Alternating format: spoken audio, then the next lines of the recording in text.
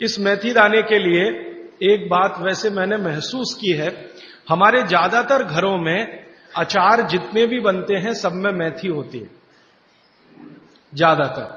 तो आप बागवट जी की बात अगर मानते हैं और सुनते हैं तो जो भी अचार में मेथी है वो अचार नहीं है, औषधि है, दवा है। माने आप कभी भी अपने जीवन में ऐसे अचार खाने से परहेज ना करें जिसमें मेथी है। मेथी है तो जरूर खाएं, वो चाहे आम का अचार हो, चाहे कोई भी दूसरा नींबू का हो, या जो भी अचार आप डालते हैं, अगर मेथी है तो जरूर उस अचार को आप खा सकते हैं। कुछ अचारों में मेथी के अलावा ये भी होती है, अजवाइन होती है। अगर अजवाइन है तो आप जरूर अचार खा सकते हैं, क्योंकि महत्व की बात जो आपको मैं समझाना चाहता हूं वो ये कि किसी भी अचार पर, किसी भी फल पर औषधियों का असर फल से ज्यादा होता है। जो विज्ञान की बात है वो ये कि आपने अचार डाला, तो मान लो आम का फल था, आम के फल का अचार डाला, अब इस पे मेथी पड़ गई या इस पे पड़ गया ये अजवाइन पड़ गई, तो अजवाइन और मेथी दो ऐसी औषधियां हैं जो दूसरे के प्रभाव को बहुत कम और अपने प्रभाव को बढ़ा देती है। तो कई लोग ऐसा घबराते हैं ना, मुझे अचार खाना तो अच्छा लगता है लेकिन खा नहीं सकता क्योंकि मुझे ऐसी तकलीफ है। मैं आपको ये कहना चाहता हूं कि अगर मेथी पड़ी हुई है किसी भी अचार में और आप वात के रोगी हैं या आपको कफ की तकलीफ है तो बेझिझक वो अचार खाइए, तो अचार के साथ मेथी जाएगी।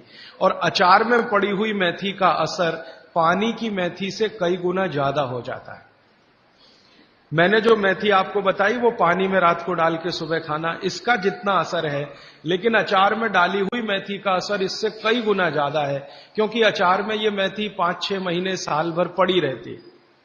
मेथी के बारे में बागवट जी कहते हैं कि तेल में मिलाकर अगर आपने इसको रख लिया तो बात वही है कि अचार में तो तेल भी है, बिना तेल के अचार नहीं है। अब मेथी उसमें डल गई तो आप समझ लीजिए कि इसकी शक्ति जो काम करने की है वो 20 गुनी ज्यादा होती है, कम से कम 20 गुनी ज्यादा होती है। तो इसलिए अचार में पड़ी हुई मेथी जितनी पुरानी होती जाएगी आपको उतनी ही लाभकारी है। और ठीक यही बात उन्होंने अजवाइन के लिए लिखी है कि अजवाइन अचार में पड़ गई है तो आप समझ लो कि वो बहुत गुनी बढ़ गई है। अब मैं ये दूसरे तरह से सोचता हूं कि हमारे घर में जो माताएं बहनें हैं वो कितनी वैज्ञानिक हैं कि अचार के रूप में मेथी को या अजवाइन को इस तरह से डालती हैं। वो अनजाने में कितना बड़ा विज्ञान का काम कर रही हैं।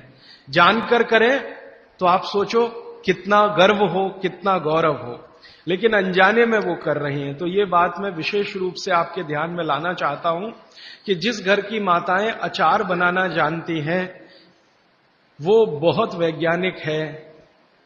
भले उन्होंने अपनी मां से सीखा हो या दादी मां से सीखा हो या नानी मां से सीखा हो, अनजाने में आपने एक ऐसी चीज सीख ली है जो दुनिया के बड़े बड़े डॉक्टर नहीं जानते। कोई भी MBBS MD डॉक्टर से पूछ के देख लीजिए, उसके बारे में कुछ नहीं जानता। और चूंकि वो जानता नहीं है तो अनजाने में कह देता अचार मत खाओ जी, हाँ नहीं तो ये हो जाएगा वो हो जाएगा। उसको ये मालूम नहीं है कि मेथी दाने का अचार है, अजवाइन का अचार है, जीरे का अचार है। तो ये जीरा है, मेथी दाना है, अजवाइन है, हींग का अचार एक बनता है। तो बागवट जी कहते हैं कि जितने तरह के फलों के अचार हम बनाते हैं उसमें आयुर्वेदिक औषधि अगर पड़ गई है तो वो फल का असर कम है, औषधि का असर ज्यादा है। और आयुर्वेद की औषधियों को कुछ विशेष कॉम्बिनेशन में तेल के साथ अगर आप उपयोग कर रहे हैं तो असर सबसे ज्यादा है। माने बागवट जी के हिसाब से अचार आप जरूर खाएं, लेकिन इसमें उन्होंने बोला है कि अचार महत्व की बात है कि उसमें या तो मेथी हो, या तो अजवाइन हो, या तो जीरा हो, या तो हींग हो, दालचीनी हो, जो भी है, औषधि के बिना अचार ना खाएं। ये है उनका सूत्र।